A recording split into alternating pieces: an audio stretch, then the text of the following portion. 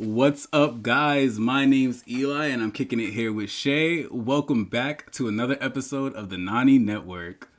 The podcast where we give you the unbiased, unfiltered, but full of love opinion on anime 2 shows at a time. You already know, from the underdog's journey to the darkest tale, let's see where your favorite anime lands on the Nani Network scale. So, how do you feel about today's episode, Shay? Are you excited? I feel like the anime gods hate us. Okay, maybe that's a little dramatic. But... I think half of the anime gods hate us. It's weird. We pulled these 2 shows that we're doing today from our wheel of names. If you guys follow us, you know we have a list of shows that we spin our wheel and pick names. But instead of spinning the wheel, we just pull 2 names off of it at random. And I think, you know what, that was punishment for not doing it the right way. I've never been lucky. Yeah, have we gotten any good, you know what? I don't think we've gotten harsh. a twofer. That's harsh. Yeah, I don't think we've gotten a twofer where both the animes were fire and we both were like, yeah. Yeah. Like on episode 5, our first wheel of names, we had Doro Hidoro, which we both kind of fucked with. It had a lot to offer. And we had it paired with Angel of Death, which... Jinkies, okay? We're not reliving that Which was a porta potty. Yeah. And this week, we are going to be doing... Ultramarine Magmell and Seis Manos, both of which are Netflix originals. Yeah. So we're just going to kick things off today with Ultramarine Magmell. Woo. So Ultramarine Magmell takes place decades after the sudden birth of a new continent. A young rescue for hire provides aid to adventurers exploring this dangerous and uncharted new world. Sounds pretty cool, right? To me. It doesn't sound... Yes, it sounds like it has potential, but I feel like most plots sound like they have potential. No. You think? I'm sorry, I've sat with you and X'd out so many things just based off of fucking descriptions. So without further ado, we'll hop right into the 3 things you need to know about it. All right, so the very first thing that you need to know about Ultramarine Magmell is that it's a long-ass fucking name. JK. So the first thing that you actually need to know is about Magmell itself, right? So... it's part of this show's namesake. It's the most important part of the premises. Word. So, like Elijah mentioned, Magmell was essentially this continent that rose from the sea or just appeared one day on Earth, right? And it was completely uncharted territory. No one had ever been there. No one had ever explored their land, their regions. And the continent itself is very much an anomaly. So they have vegetation and animals and even indigenous people, but they are not like anything that we are accustomed to on Earth, right? So they have humanoid-like people, but they have like superhuman abilities. It's basically like primitive humans, but with like a little, I don't know, magic spin to them. Because they look like cavemen and cave women, the indigenous people who are there.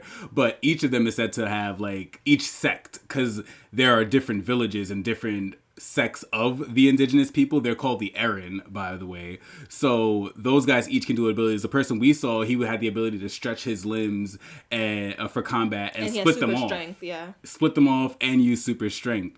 I think it's just so important to highlight that it's a continent.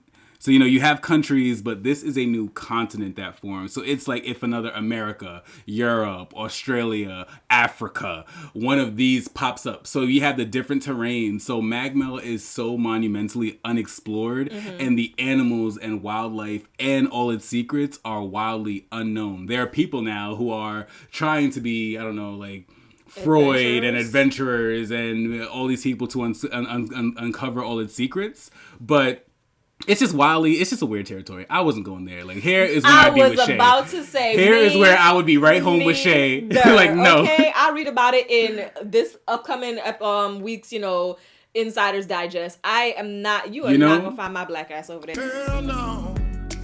No. Yeah, no. Okay? Absolutely not. I am all for preserving plant life and all those things. Humans don't need to go there. We can leave them as is. I like that you brought up Australia, because the whole time I was watching the show, I'm like, this gives me very much Australia It is. vibe. Where it's just like, where they said Australia is the place where anything that can kill you lives there. Right. And that's what Magmell is. They have like They also say a house is like the devil's pets. They have like dinosaur-like creatures roaming around. Dual snakes that are like they're born fused together, Yes. like Siamese twins. Saber-tooth-like creatures, murderous vegetation. It's just like, you know what? The Explorer bug has not bitten me. But dope concept, right? Right. So, like, talking about the Explorer bug, that leads us into our second thing you need to know, which would be our main character, Inyo, and his partner, Zero. Or what is it? Patient Zero? Unit Zero? Like, Listen, I think at that point she just settle. So, Inyo is a rescue for hire. He is a guy who is experienced in traveling throughout Magmell, and he is often sought upon, or the way he makes his money, his job, is to be solicited by people for a task, usually rescuing a lost father, brother, family, item, flower. He is solicited to either guide them into Magmell and make sure that they successfully make it out alive, and he's also there to retrieve whatever they might need him to retrieve. He's literally like I don't know, like there's anime characters who are like him, but he'll do whatever the fuck for money. Like, give him the money. Yeah. An actual fun fact, so the reason why he's so good at this and people seek out his expertise a lot is that he was actually born in Magmell. So he was born in Magmell, and he spent the majority of his childhood life there. So with his caretaker, so he's very familiar with the lands, and he has like this innate knowledge that a lot of other people who are now discovering it don't know, because he's been there, right? Yeah. He's lived the shit. And he also has like a bond with animals. First-hand knowledge, that's what he has. A lot of first-hand knowledge. Yes. I'm from here, baby. Ah! Yo. And he has a bond with animals. As like he's just an incredible, seemingly guy on paper. So he also has his partner Zero, who is really only the other person we follow in depth in this series. So she's been addressed as his daughter, his friend, his pet. She is basically his female companion. Yeah. She is the brains of the operation, the eyes and the ears. So she basically scopes out areas for him via these various devices that she creates, and they're able to, I don't know, basically give him the lay of the land. Like, you're going into war, and she's like the scout.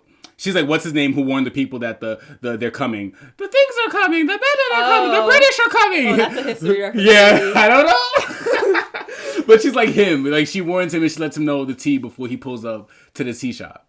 Yeah, the thing that she uses, it's a drone. It looks like a drone. Yeah. Yes. Words. So, yeah, she uses that to scope out the area, and it's very cool. It helps Inyo in battle.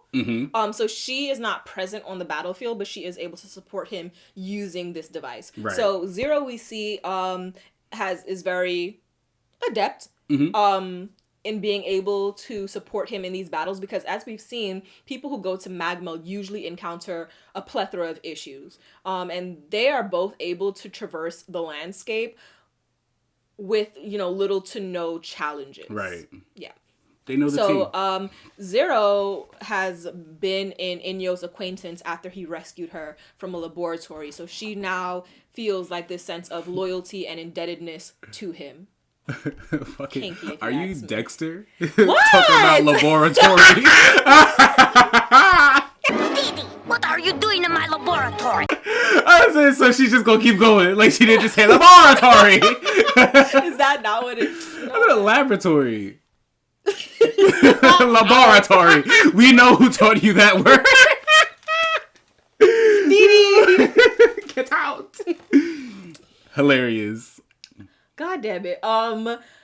Okay, so last but not least, the final thing you need to know about Ultramarine Magmell, say that 3 times, is Lact, or a lactor. So Lact is the power source and the lactor is the wielder. So lactor is basically a person who can use a materialization ability called Lact. I realize that I said that word a lot just now. Yeah. So they can make things with their minds. Right. It's essentially a power source that came about when Magmell came about.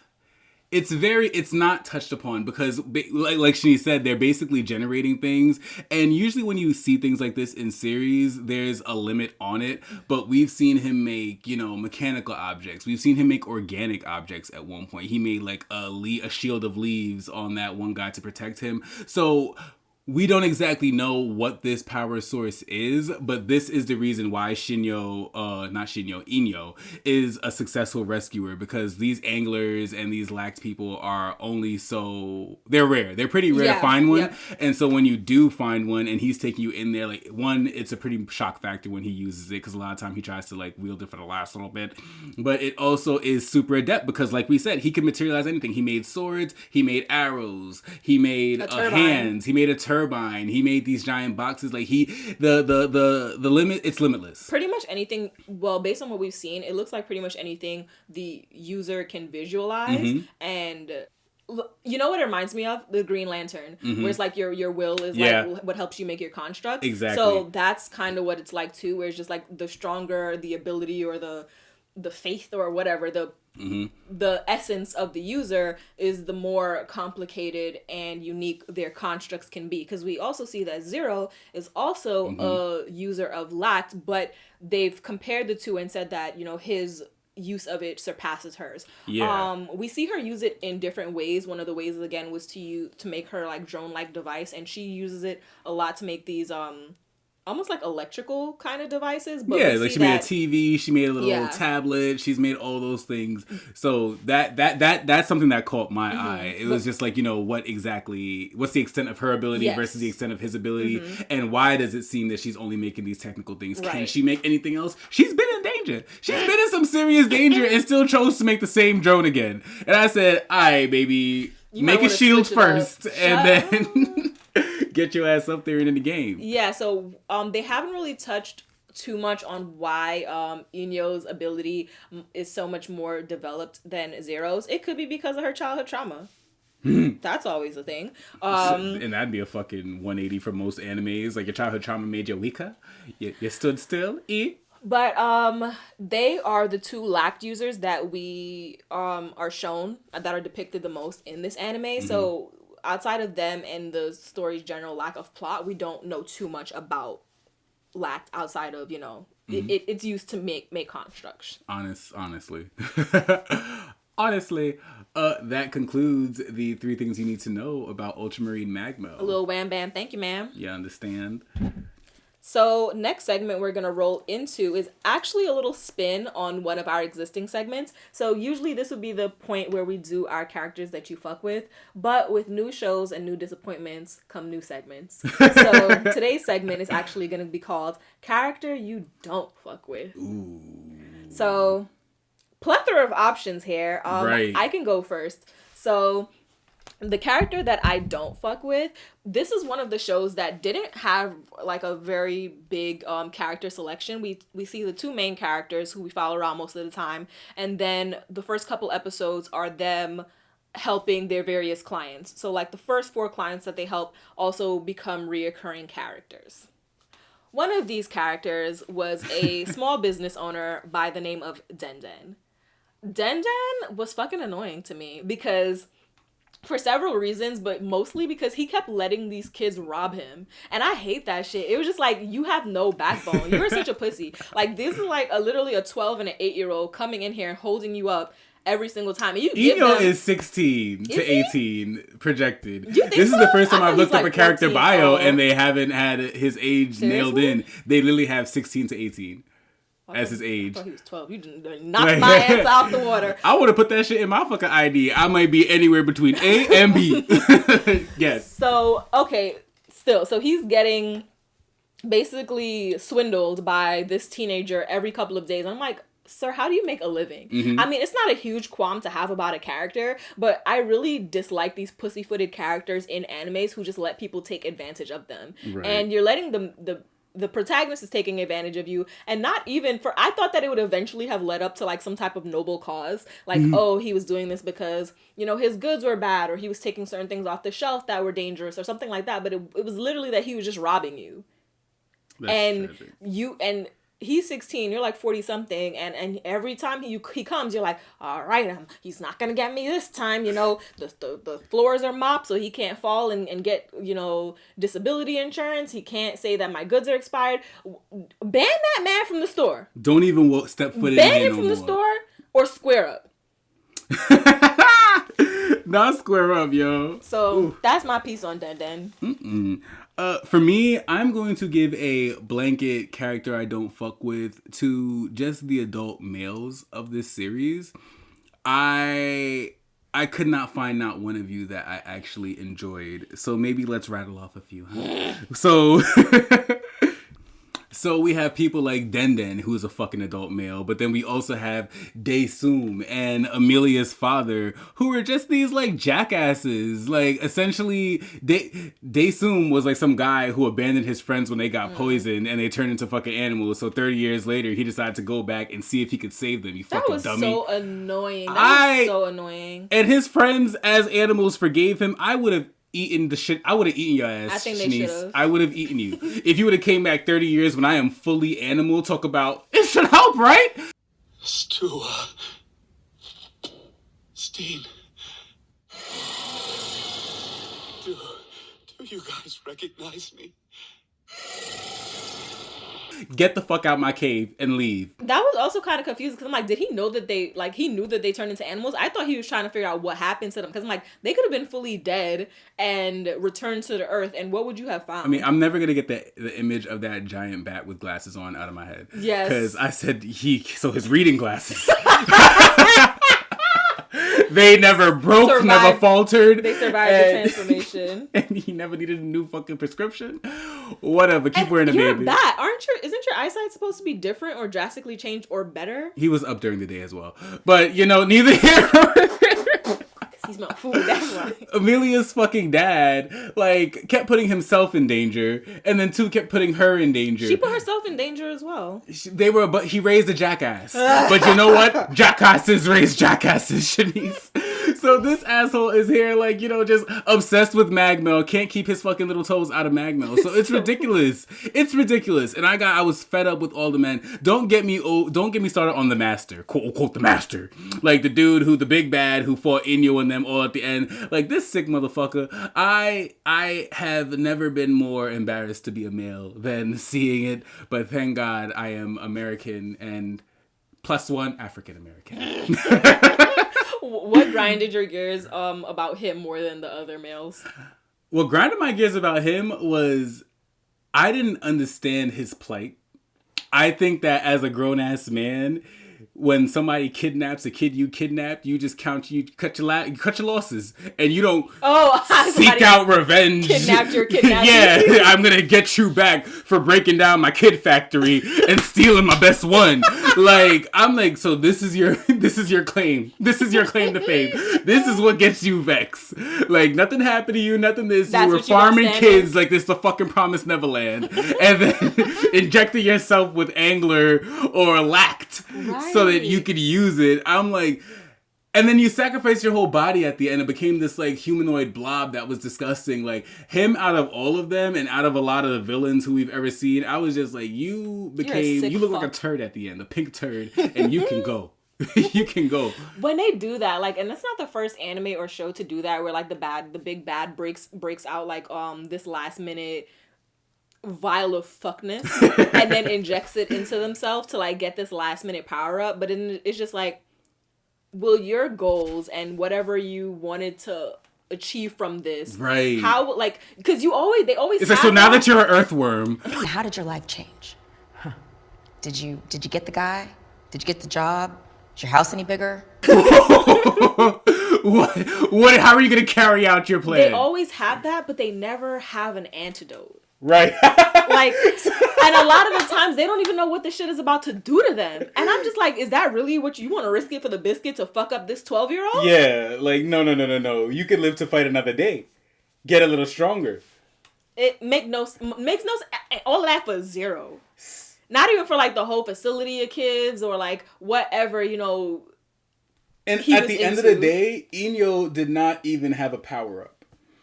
Inyo did not get a power-up to defeat you, even after you fucked your whole self up. So that is why the males of this series, the adult males, are the characters that I do not fuck with.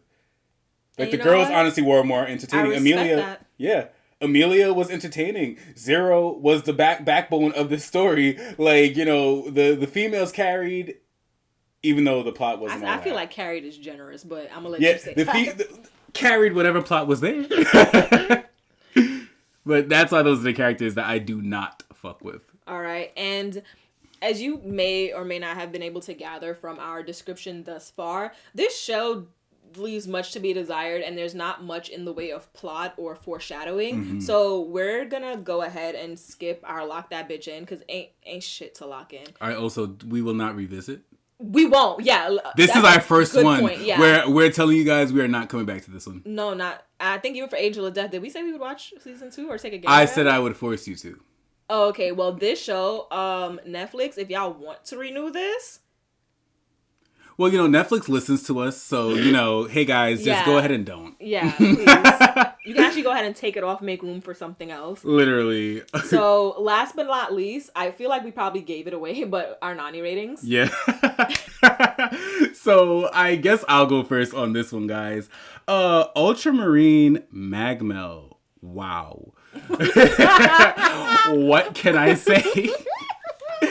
You know what, like, I appreciate anime as a whole. I sound like I'm giving like a bad report to a child at the report card day. Yeah. I appreciate anime as a whole, and Magmell kind of is like a blueprint anime, I'll say. In the sense that it has all the makings that stereotypically you'd expect to find, like, if you're an anime watcher. They have a lot of the tropes and a lot of the shit that you would see in animes. But what they do is not well. They do not do it well. So they kind of, it's like following the first few episodes of Naruto or any series where they have these one-off adventures. So everything is a one-off adventure coming into this, but it doesn't stop. It didn't really tie together. Yeah, and they have like these minute flashes of, okay, wait, is that the higher big bad that I've been waiting to see? Oh, what is this power? What does that do? Oh, there's different people. They set down such good bones, and we say this for everything, but they set down good bones, but I didn't like the writing. And that's like a first for me saying that. The plot didn't catch me, and it wasn't written in a way that would even catch me a little bit. I didn't enjoy the characters as much as I would like. Even Inyo and Zero, even though they were the mains, like they weren't special enough. In my opinion, they honest to God were not special enough to carry a show on their own. With the name like Ultramarine Magmell, I thought it was about to be like batshit crazy. I thought we were gonna have like this super RoboCop like kind of thing going like on Gundam there. Vibe? Yeah, you know, like something similar to that, and that would have been really cool. And the thing is, with a new continent, that's why I stressed it so much, with so much vast things going on, they had the opportunity to do anything under the sun, and what they decided to do, I did not enjoy. So I am honestly going to give Ultramarine Magmell a 1. Ultramarine Is that Magmell. your first one? That is I feel my like first that's your one. first one. That's my first one. Ooh. Insert. I'm so like, I have fought tooth and nail not to give any anime a 1 because Shay knows I am the benefit of the doubt giver. I will honestly like, oh, well, you know, I like the theme song, so I'll give them a point for this or this. I didn't really enjoy it. So that's where it lays with Ultramarine Magmell, your long ass name. All right. Batter up. That's the first thing I was going to dig into, that disgusting ass name. That long as shit, but whatever.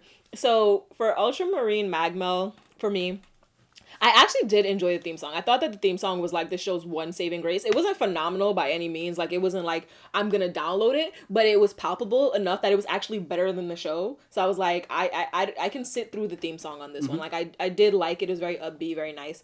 The show itself, I know we usually, you know, give the blanket statement, good bones, good this, good that. I like the introduction of a new continent is very interesting. But, you know, we have animes that usually create whole new worlds, right? Yeah. So, you know, although they did set themselves up where they had things that they could have picked from, they decided to incorporate it with the regular world, right? And I feel like that may have handicapped them a little bit because it didn't make the show interesting. It wasn't spicy. Like they would visit Magmell, but they weren't there for like extended periods of time. And they made so many similarities between the world of Magmell because it's all still Earth. So there were a lot of similarities drawn between Magmell and, like I said, probably fucking Australia, right? We're just like, don't fucking go there. How about that? You won't have to be rescued if you don't go there. Exactly. So it's not like, you know, I mean, obviously you have the rich dickheads who go and like want to pillage and what do white people do? That's a word for it. Conquer, like everything. Colonize is what I was looking for. Yeah, you know, you have the like people who want to go and colonize everything as soon as it pops up, but it's just like it wasn't any really bigger problem or underlying plot that really held me. And I could tell it was one of those lighter anime where it's like it's not supposed to be, you know, super.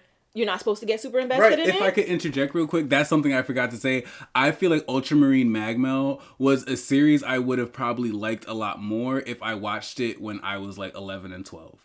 If it was one of my starter animes that I was just getting into and I didn't have access to the potential that all anime could be, and I was just watching this, I would have liked it. Like, wow, what is he doing? Like, when he's using the lacquer, like, it looks pretty cool. Like, what's this coming out of his hands? Blah, blah, blah. That's super cool. But I don't know what the fuck it is, and I'm a grown-ass man now. Right. So I need explanation. I need that. Right. And I feel like they didn't know where they wanted to go with this because the very first episode, you know, we had that you know, it was a kind of dark, the theme, right? Because the guy, he wanted to save his brother, and his brother ended up being a raging dickhead who killed their parents and his friends and was gonna kill his little brother as well. So I said, oh, you know, episode 1, we got some family murder. That's pretty dark. Maybe that's they're gonna build on this theme and it's gonna be some darker themes exposed here. But then that was, I think, the darkest theme of the show besides like the kids in the laboratory. So then the rest of the show was pretty light in comparison. So I'm like, I feel like you guys didn't know if you wanted to lean into the comedy aspect, which I feel like it would have been better if they leaned more into like making it a funny anime than making it an action serious anime. So I feel like the intentions was divided there, so it didn't come together quite nicely as a whole. So I'm gonna give Ultramarine Magmell a 1.2. Wow. They got the 0.2 because, like I said, I enjoyed the opening. The opening song was pretty decent. Yeah. Really? Yeah. You know, I'm an opening whore, and I was not here you for it. You didn't care for it? It was upbeat and everything that you said about it, but it wasn't anything like that. It's not downloadable. Don't get me wrong. It's not downloadable. You know, I don't skip theme songs. I skipped it. It each and every time. Like, I heard it the first time and I said, He's like, nah, da da da da da da. I'm like, get out of my ear. It sounded like the theme song that they would put on like a Digimon or a younger anime where it's very repetitive. Maybe and it's not, Pokemon, but don't you dare lump Digimon like into this. It didn't have the range that, like, you know, like Fire Force's openings are fucking lit. Like a lot, even like Bleach, like these shows have like actual songs by actual artists. It sounds like they sent somebody into the studio and was just like, yeah, so this is the premise. Just, you know, put something cute together. We need this in 3 hours. That's what it sounded like, but it wasn't terrible. You take your 3 hour song and do what you will with it, Shay. But that is Ultramarine Magmell, wrapped up by the Nani Network. Next up, we are punching a hole into Seis Manos. Yeah. So Seis Manos follows 3 orphans who are raised by a martial arts master and are plunged into a mystery involving demonic powers, drug cartels, ancient rituals, and blood sacrifices. What? Yikes. It sounds like some real shit. Sunday afternoon to me. She's sick, y'all. So of course we are going to give you guys the 3 things you need to know about this anime. And the first thing you need to know is that this is a Mexican-based anime. That shit is super cool. Like, to me, if you've watched anime, you know for the most part that you get to see these Asian countries, whether it be like, Seoul, Japan, Tokyo, etc. We get to get that Asian culture that we crave. Sometimes they'll pop up in America. But what's really cool is when they do tackle these other races and we get to see the perspective of the Japanese culture on a different race, because we're in America, so America is always doing shows based out of whatever country. So this is a Mexican based anime, so our main characters are Mexican and they are orphans, and we get to see the different aspects of the Mexican culture that they were able to portray in this anime. And as we go through the series and we get our taste of all these differentiations between the fighting styles of people in the Mexican culture, as the series wraps up, we find out that if there is a season 2, that they'll be taking the story to Japan, and that is what's gonna be fire. It's so lit, right? Because you have 3 born and bred Mexican protagonists who are now about to get the culture shock of their fucking lives. And these are like the most regular Mexican people you could find. Like, one dude is just chilling, drinking. The girl is just like living her life. She just wants to be strong, tough, fighting. Like, they've just been chilling in Mexico, living as orphans on a temple. So they're not even that exposed to all these people. So it's gonna make for a really, really, really cool and unique telling of a story that I don't think we've seen.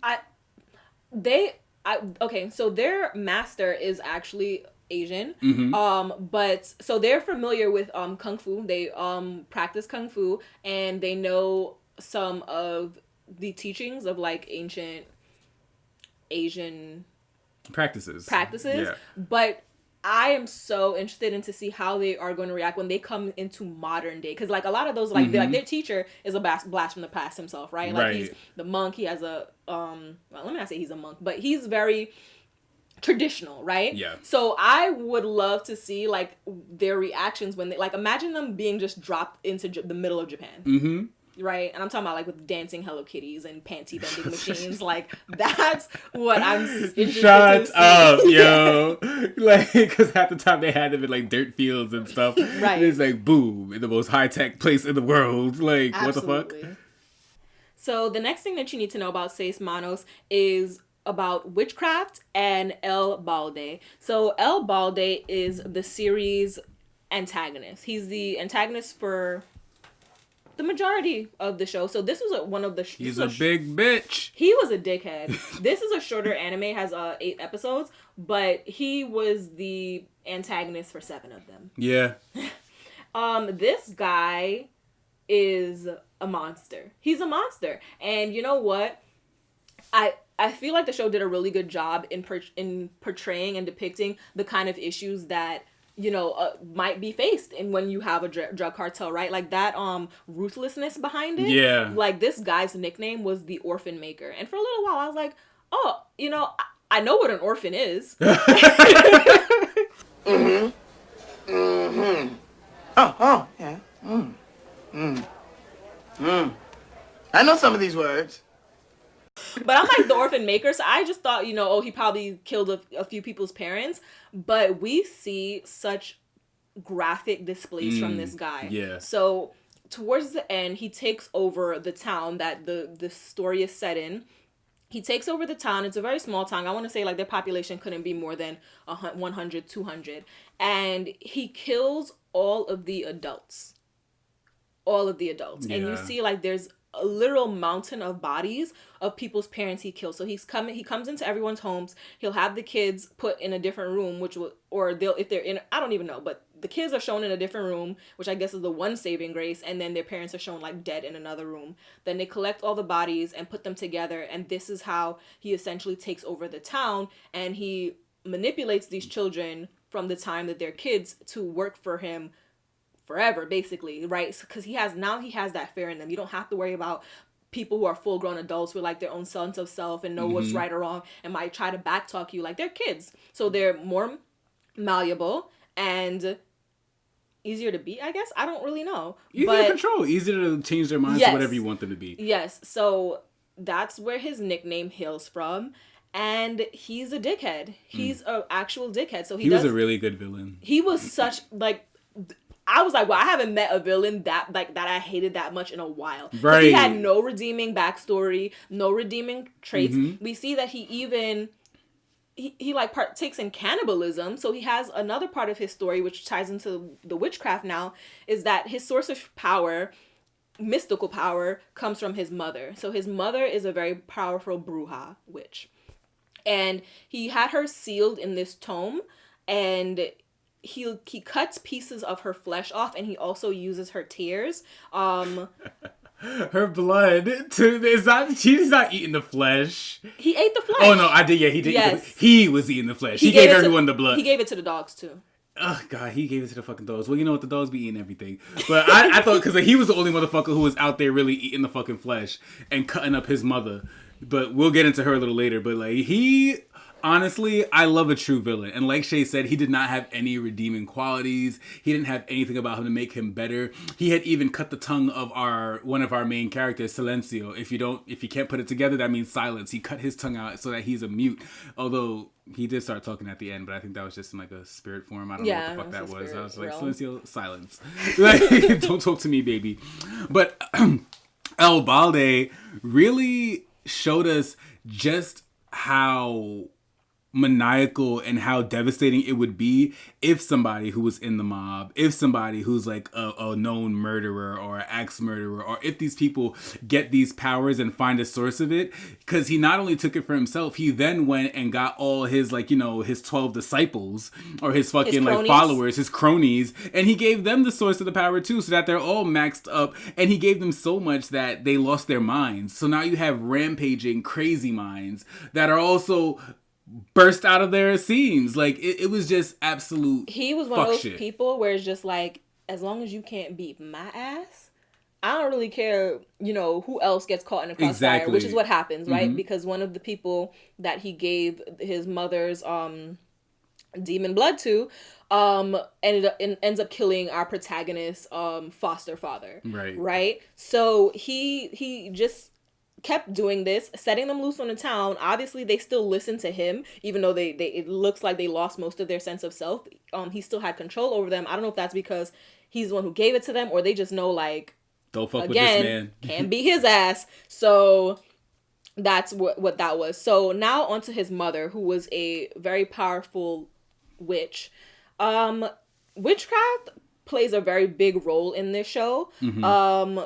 We see that his mother uses it. We have another witch who we follow a main character, Officer Garcia, who practices her own voodoo that she learns from another character that we meet. And then we have, obviously, the main bruja, who is taking over Isabella. But Isabella, who is one of the main trio of orphans that we follow. But these aren't like orphans. These aren't kids. These are like actually grown-ass men and women.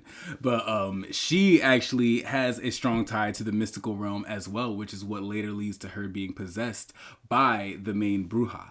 So we get like these strong ties and these strong symbolisms that are brought about through the Mexican culture, through their witchcraft. Because if you know, in cultures, there are different, there's African witchcraft, mm-hmm. there's Haitian, there's mm-hmm. even like, Louisiana, I forget, like in the Bayou, mm-hmm. they have their own practices that they do, and strong ties. And a lot of it is linked through ancestry and things like that. So that is one of the super cool things that we got to see through our characters using the witchcraft. I like that you brought up culture, because that was also a very big part of this anime. So we see a lot of references to like Day of the Dead and, something muerte and, just things of that nature. Mm-hmm. So from what I am familiar with Latin culture, it was very interesting, and I liked watching it be depicted. And I also feel like people who are part of this culture would definitely get a kick out of it, because they would probably be able to more readily identify even more, pieces of symbolism in the show. Word. So, very enjoyable. That's how they tied in witchcraft, and that's why El Balde was a dickhead. Right. So the last thing you need to know about this anime is the lotus flower / peach blossom. So there's a yin and a yang for everything. So there's a good and there's a bad. And not all, the good isn't all good and the bad isn't all bad. That's why it's fair to say it's a yin and a yang. Mm-hmm. So on the positive side of the spectrum, we have the peach blossom. So that is who our main, Sifu, like our character is Sifu.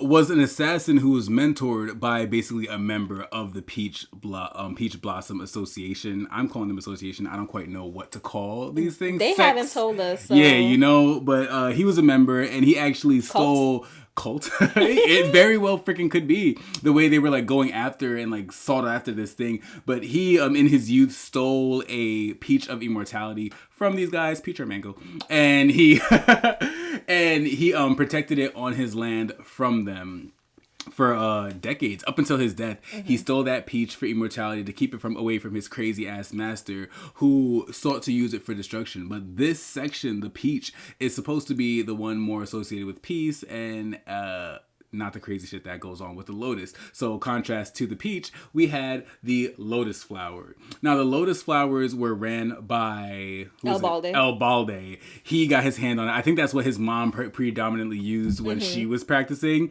So when he captured her, he basically started using that symbol to produce his quote unquote, I want to say demons, because that's what these motherfuckers look like. But once he would give them the blood, one guy, he actually had him brand the symbols of the lotus flower on his hands. And I think it amplified him and drove him even more mad. I think it gave him even more demon spirits. Because, you know, in using witchcraft in general, you know, markings and certain symbols mean a lot more and have an effect on the users. So I think the lotus flower has like that negative demonic, it's bad magic, it's dark magic. Versus the light magic of the peach. It's supposed to be immortality, everlasting life. Versus the lotus flower is just like despair. I didn't get anything like that. Well, I get the symbolism behind it and that it was like his mom's moniker and then eventually his moniker. I don't think that it amplified the demonic energy, but I think that just going into, again, just El Balde and the kind of dickhead that he was on, I feel like we see a lot of times like bad guys will do this where they brand their henchmen. Like now what people will do is like tattoos. Like if you're part of the mafia or a gang or the Yakuza, you'll have a tattoo that shows who you belong to. So I think that's what it was for him. Maybe there was a whole ritual about it when they did it to him. That's what made me think that, because like they had a whole like boiling of the rocks and he could only touch it and he had to hold it with both hands. I was just like, if you gonna fucking brand a dude, just brand that motherfucker. Does he seem like a wham bam thank you man to me? No. Hey, is the skin gonna burn the same?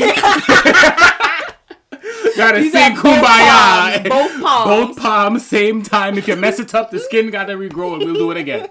Okay? Alright. But that wraps up the 3 things you need to know about Seis Manos. Keeping it concise, we are going to do another character you don't fuck with. And to piggyback off what she said earlier, when we were talking about Ultramarine Magmell, I think this had a lot of good characters, which made the bad characters stand out a little bit more. So I think this is a different take on character you don't fuck with, because Ultramarine Magmell, we had a lot of choices, but on this we could have done a character you fuck with, but we're gonna do character you don't fuck with. Shay, you want to kick it off? Yes, I can. So for my character that I don't fuck with, it's actually one of the protagonists. So it's Isabel. She's the foster sister to Jesus and Silencio, and we see that they've all, obviously, they're orphans. They've had hard lives, but based on what we've seen, I want to say Silencio's life was a smidgen harder than you guys' own. So I feel like, so when their master was alive, you saw that he gave Silencio like that individual touch and care that he needed, because he had these issues, obviously, because he was traumatized as a child. Right. So he had this patience and like little activities that he would get him to do to try to let him let go of his anger and that hate and that resentment. So once Sifu died, Isabella's just like, what is wrong with you, Silencio? What is wrong with you? What is you so mad about? Your daddy died already once. Who cares if your second daddy died? You just can't go around killing people, Silencio. I'm not that mad. Why are you that mad? Yo, like every situation where Isabella got on Silencio's case, I feel like he was justified in his reaction. So we see one of the situations was, I guess, the first time he killed someone. So he killed the preacher of their local church, who we find out was the jefe. He was a jefe.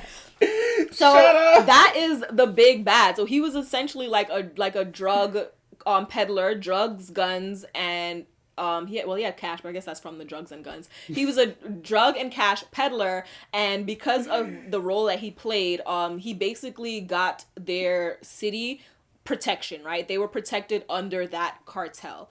But once the kids, well, not kids, but the orphans, the 3 grown-ass orphans found out what was happening, they didn't have a conversation about it. He didn't want to ask their opinion. He said, kill him. Kill him now. So now it's a room full of guys shooting at you and your siblings. And guess what? Silencio is, I think, the strongest of the 3. So he gets up in that ass. Or the most willing. Yeah. So he gets up in that ass, and you see Isabella like, no, Silencio, no. And I guess at that point he could have subdued him, but you just shot at me. Right. So no, there's no need. Not to say that's why he killed him. We can see at that he was angry. He was livid. He was in a space where he's like, no, fuck this nigga, and he killed him. And then we see it happen again, where like they break into El Balde's compound, and everyone's fighting El Balde's men. For the most part, they're trying to subdue them or knock them out or something. But we see Silencio. Camera flashes to Silencio, and he is covered in blood. And they make sure like everyone else looks clean. They didn't even draw scuff marks on them, but they wanted to really show to you that Silencio was fucking wild. He was covered in blood for like the remainder of the series, I was at that point. So Isabella on seeing that is like, oh no, like we're losing him, blah blah blah. Like no, this is always who this man was. But guess what? When you throw some demons into the mix, you can get stressed, right? I'm assuming that's a stressful situation for anybody. And again, Silencio got both of his parents were murdered, his tongue got chopped out, and then his girlfriend was killed. Granted, his girlfriend was killed after he went on like his murdering spree, but I just felt like Isabella did not give him the grace that he needed in his situation. Talking about after everything is over or semi over, she's like, oh, I'm gonna get Officer Garcia to arrest him. Bitch, what? It's one cop in the town, and this is how you want to waste your resources? She made me sick. The character I don't fuck with would be Officer Garcia herself. So, she is like basically, she irritated me from the beginning. She kind of irritated me when she said like, oh, I want just something, anything to happen in this town. She was begging for that shit. Girl, not even that. It's like, girl, you have a whole drug cartel live and well in your fucking town. Oh shit. You have 2. Like you have you have the priest who was doing his shit, and then you also have El Balde a few counties over. Like if you have some time on your hands, maybe protect the children, because now they all don't have parents. So that was like my first little eyebrow raise where I'm like, I don't think I like this lady. And then how she was just so open to working with what's the black guy's name who was from the American government? Blister, yeah, I think his name was Blister. But she was open to working with him when he was like ignorant as hell and doing all these stereotypes and like doing all these things. And she's just like, oh yeah, I'm gonna work with you and we could do this together. She wasn't as strong as I expected a female Mexican cop to be. Especially being the only female on the squad or whatever the case may be. I really didn't enjoy that. She made questionable decisions. She wasn't operating on the level that she should, especially being that, she had spiritual knowledge, or at least she knew where to acquire even more. At one point she took him and Blister to this voodoo man and like had them awoken and got them like, these tokens and these things. And I'm like, okay, that's voodoo cool. Woman. But they're able to like, she got them the defenses that they need, and she developed this little ability where her eyes roll back into their head. That was kind of funny to me when the black guy said that. He was like, I don't know, roll your eyes in your head and like see what you can find. Like, so she had these cool aspects to her, but ultimately when it came down to it, I was not feeling Officer Garcia. And then to top it all off, she had this like garbage ass fucking spell that she did at the end, talking about sweep away, sweep away, sweep away. No, sweep away, sweep away, sweep away. Go. The spell is not her fault. Sweep away, sweep away, sweep away, home. Sweep away, sweep away, sweep away, go. Sweep away, sweep away. That's sweep really away, the spell? home. Is that more, I don't know, mystical? Go.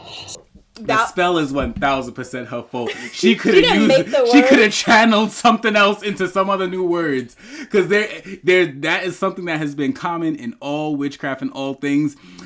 The words don't matter so much as the meaning you give behind the words. You know. The intention. So I think that's what they were saying. Like, oh, she has a broom and she's just saying sweep away, and it's working. She's sweeping away, but she could have said whatever the fuck she wanted. Listen, in the midst of it all, she said, "Keep it simple, stupid." That's kiss, like what they teach you in school. Cause Get out of Isabella. How many times I gotta tell you? That could have been a better spell.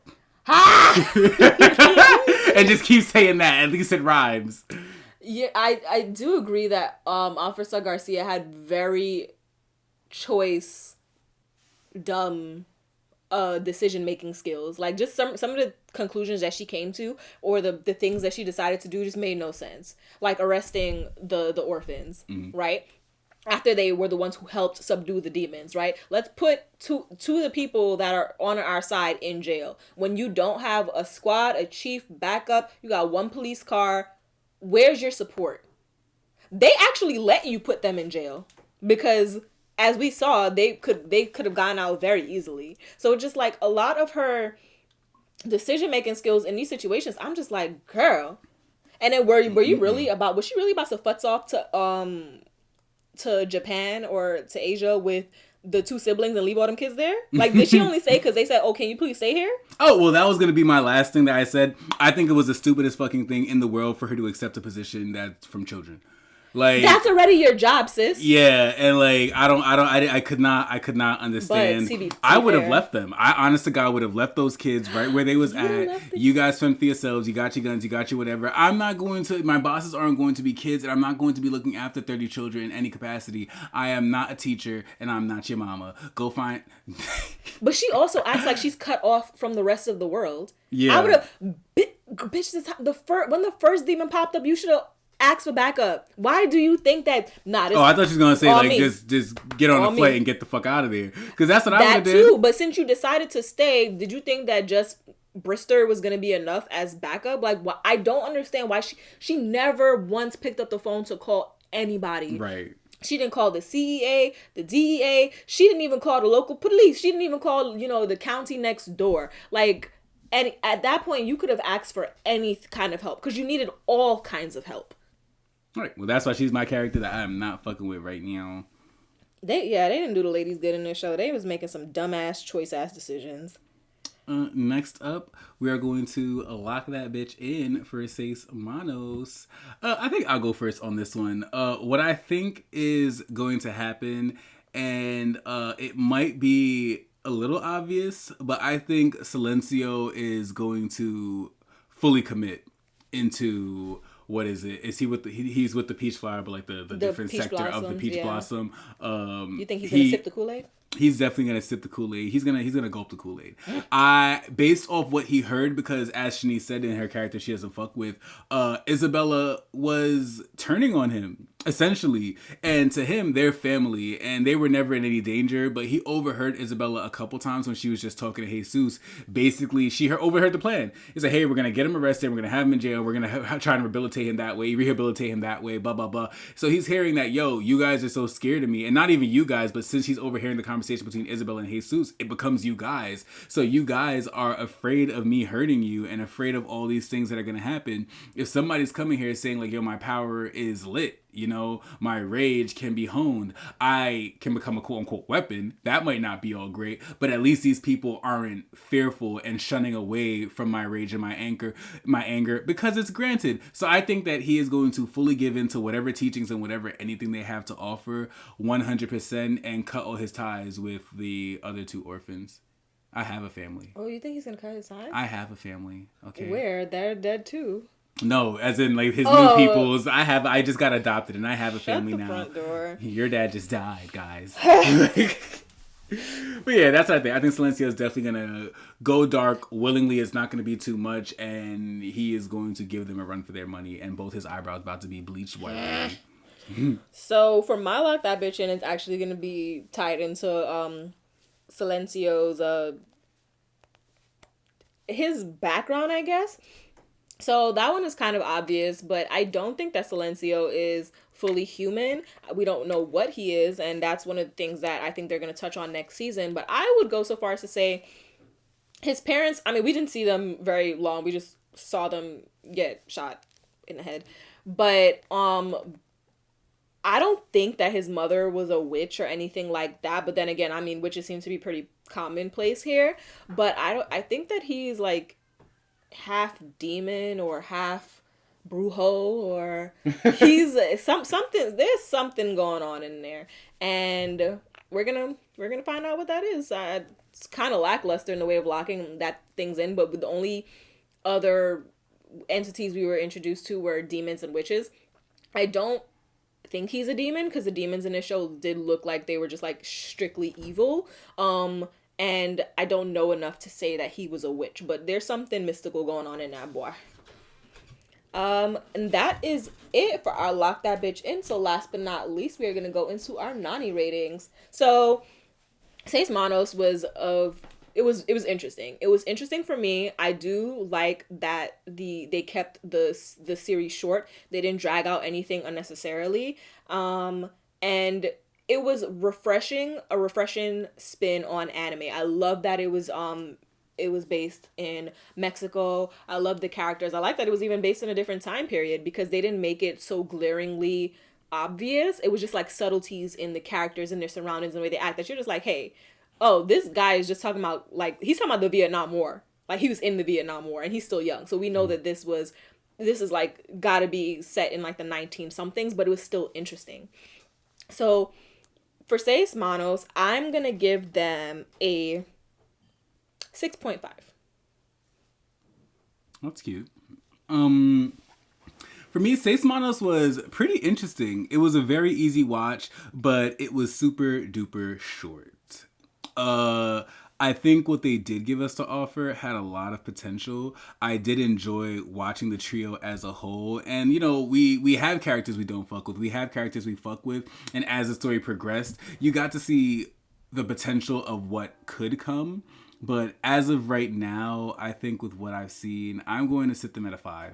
I don't think I could give them any more than a 5. There's been other shows that have called me way more, and I think I could give them a little bit lower than that. But because they were only 8 episodes, it was just a really cool watch. So right now they're at a 50-50. Because a lot of things weren't done well. Like, Isabella got me tight too. There was Isabella and there was Garcia, and they both got me tight. The fight scenes weren't as cool as I thought the animation suggested they could have been. I was prepared to see some really cool shit, and nothing too cool happened. You know, they were fighting on, like, you know, if you watch people who train in the martial arts and a lot of these cartoons, they have like the bed of sticks that are standing up, and, you know, they're fighting on the sticks, and like that was cool. But we've seen all that before. Like, what else can you do?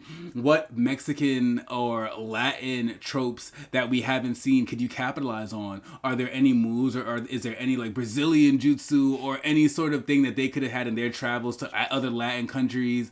Like, you know, just anything, like anything unique to Latin culture, Mexican culture, anything like that they could have highlighted in the fighting styles a little bit more, and to make it a little bit like, okay, even though we were trained by Japanese Sifu in the art of Kung Fu and whatnot, he also came to Mexico to learn these practices, and now he's passing on all the stuff that he learned from the Mexican fighting styles onto us, and we have a incorporation of both. I thought that would have been cool. So for the potential that they have, they're halfway there, but I honestly think they could have been lower. But they're at a 5 right now. But I like the series. Would you watch season 2? I'd catch season 2. Catch you whenever you But you wouldn't like you know, be like, okay, like when is season 2 coming out? No. So you wait for the notification. Yeah, I mean, I don't do that in general, but like definitely not for Seis Manos.